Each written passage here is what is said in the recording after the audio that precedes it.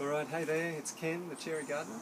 Just wanting to give you an update from the garden. It's the 9th of March and we have just started autumn. Days are getting a little shorter. The weather's finally cooling down a little bit. It's probably been about 7 and 6 degrees a couple of days this week, so we're certainly moving to slightly cooler weather. Just a quick update to show you how things are going now. This chili plant is still yielding. In fact, it's probably better than it has been any time so far. It's pumping out chilies, so by picking a lot of these, they're hot. I'm going to make some hot sauce out of those. I've also got over here the eggplant. This plant took forever to get going, but now finally it's looking very happy and it's producing some really good fruit, so that's great. Cucumber plant is dying off. I'll just show you the leaf because this essentially is now been hit by powdery mildew. That's common for cucurbits, so members of this family, which include the zucchini, you'll see in a minute, and the pumpkin, are both suffering from this. I'm not worried particularly by this because the plants are already at the end of their fruiting season, so they're going to die off anyway. It's not going to affect anything else in the garden, in my opinion, so I think we're pretty safe. But cucumber's definitely getting to the end. The thing that's doing really well in the garden is this bull's horn chili, which is actually a very sweet pepper. It's got a tiny, tiny bit of kick to it, but it's producing these massive big peppers, and it's been probably one of the most productive plants this season. It's probably got about 40 of these on here at the moment. So I've probably got a few options. I can freeze, I could pickle these, but we'll see. They're certainly not really ripening yet, but producing very prolifically. Alright, we'll move on to the tomatoes. Okay, so here we've got the tomato plants. They are definitely past their best. In fact, this one I could almost rip out of the ground, except that it's got a couple of fruit left. So you get to the point with your tomatoes and with these kind of annuals in your garden where you've got to decide, do I let the thing die a natural death or do I pull it out? Now the only reason for pulling it out is that you want to prepare this garden bed and start planting it up for your winter crops. So at some point I'm going to have to make the decision, pull the plug on these things, but at the moment there's still lots of fruit, so I might do a big pick and see how we go at the end of that process. But tomatoes dying a natural death, that's okay. At the end of the bed here is the okra plants. Now this has been a bit of an experiment. I think I might have mentioned before. It's been fun to grow. They produce these great pods which are lovely in a stew, but it's one of those things where if you grow it, you've got to decide, am I going to get enough out of this to make it worthwhile? We found that this thing has gradually been producing fruit, but we probably needed about 30 plants to get enough to get a meal out of it. So that's a bit of a guide for you for quantity, and it's always something to think about when you're planting up your garden. And you've got limited space, you've got to think, how many of these plants do we need to get a decent yield? So down at the end here is the eggplant, and this is the fruit that's coming off this one. It's a fairy tale variety. It's got quite an attractive fruit. It's been producing quite well this year as well. Still going to get some more fruit off this, I guess, over the next few weeks. Now behind me, this is where the zucchinis live. The zucchinis that just keep on giving.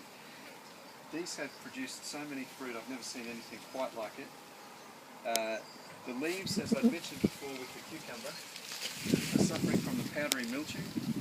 But because the fruit is at the end of the plant's at the end of its life, I'm not too worried about that. So I'll let it die its natural death. And it seems to be as the plants get older that they're a bit less able to fight against disease, probably much like we are. So I'm not too worried about trying to do anything with that. That's kind of the main part of this garden bed. I've got some parsley growing here underneath the zucchini, which is very healthy. And you know what, sometimes it's not bad to let your leafy plants get a bit of shade from some other plants, particularly if you have a very hot summer. So that's pretty well protected by the zucchini, but you can see how healthy that is. It's a beautiful green leaf, so plenty of nitrogen in the soil there to make that grow well. So this is where the pumpkin plant was planted, so it's grown from here. I planted corn in between it. It's been pretty good.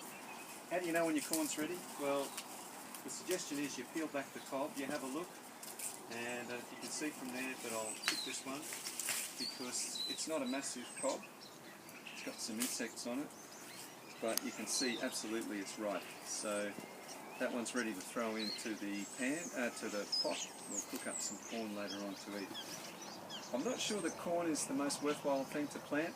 For the space that it takes up in a small garden, you don't get a huge number of cobs. You might get a couple per plant, and that's pretty much it.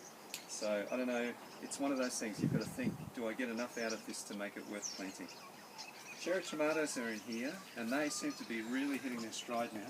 We've got a couple of good varieties that are delicious. You'll probably find in your tomatoes cherry tomatoes are still producing. Not sure that I would plant it like this again because it's almost impossible to get to. So that was a bad choice by me, but the fruit, when you can get in there, are very nice. Beautiful. So, just got a pumpkin here in my hand. We have had so many pumpkins on this plant. I've not been picking them, well, not deliberately. I've accidentally cut a couple off when I've been pruning. But the plan will be to let the plant die off naturally, and then we'll worry about harvesting the fruit. So that'll happen probably over the next 6 weeks. Keep your eyes open for that. This very attractive orange feature here is barrier mesh to keep the chooks off my veggie garden. So that's a bit of a downside for having chooks. They will get in and eat everything, but there's so many positives that I put up with them. Just behind the pumpkins are the beans.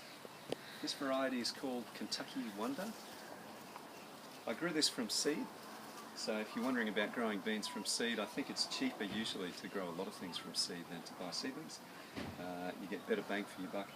Now this was taking a long time to fruit, but it's finally now just absolutely chockers with beans, lovely beans. It's the olive tree.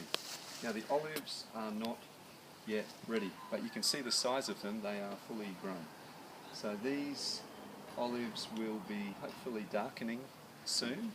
Once they get nice and dark, that's the time that we're going to pick them, but I can feel them are already getting a little bit softer, so hopefully they'll ripen soon. If you can grow olives, I highly recommend it because it's one of the most attractive trees that you can grow. They grow for up to 1,000 years and they produce fantastic, delightful fruit.